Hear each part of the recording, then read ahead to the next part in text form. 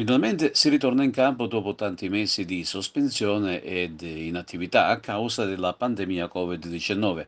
Certamente non si inizia a pieno regime, tutte le gare sino a contrordine saranno disputate senza pubblico sugli spalti, ma è pur sempre un passo avanti verso la sospirata normalizzazione.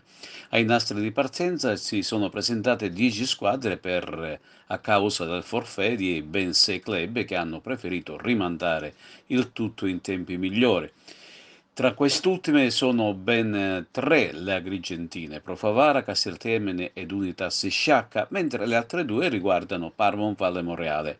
Il mini torneo predisposto dalla FIGC siciliana prevede il debutto casalingo dell'Akragas questa domenica del tecnico Francesco Di Gaetano, che in queste ultime settimane ha rimodellato la propria rosa con ben 9 innesti tra senior ed under, tutti arrivi di grande rilievo tecnico, che sottolinea il gran lavoro svolto dal DS Ernesto Russello, fatto con particolare perizia.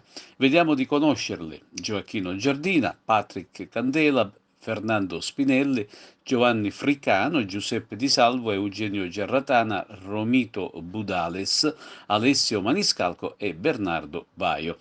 Ma sino al prossimo 15 aprile sarà calciomercato e l'Akragas non se ne starà con le mani in mano pur di centrare l'obiettivo della sospirata Serie D. Questa domenica allo Stadio Seneto l'Akragas ospiterà la Folgore di Castelvetrano, che fu affrontata alla seconda giornata della vecchia regular season e superata con il risultato di 4-2 con reti di Villa, Maltese, Ferrandi, Gambino, Cipolla su calcio di rigore e poi anche Carovana, anch'esso dagli 11 metri. Per quanto riguarda l'Akragas, il tecnico Francesco Di Gaetano può contare su una rosa ben assortita tra vecchi e nuovi calciatori. La gara è stata affidata ad un fischietto proveniente da oltre lo stretto. Si tratta di Marco Ferrara della sezione di Roma 2, con assistenti Salvatore Girolamo Cucci di Trapani e Roberto Cracchiolo di Palermo. La gara cioè, sicuramente sarà una gara tosta perché comunque sia, come è stato detto, è una squadra che è stata rifondata, probabilmente hanno cambiato anche gli obiettivi che si erano prefissati a inizio stagione, che magari potevano essere di una salvezza, invece oggi si possono ritrovare magari a lottare per cose più importanti. Quindi, sicuramente è una squadra rinnovata, ma ripeto, per noi deve cambiare poco, dobbiamo fare l'Akragas, con ciò vuol dire che dobbiamo sputare il sangue prima di parlare di tecnica e tattica, perché senza quello non possiamo andare avanti. Poi fra le altre cose in settimana abbiamo fatto, tra virgolette, una promessa ai nostri ultra, dove comunque prima c'è da sudare la maglia, poi accetteremo sempre con molto rispetto il verdetto del campo, però consapevoli del fatto che abbiamo dato veramente tutto quello che abbiamo dentro. Come avete preparato questo esordio in campionato?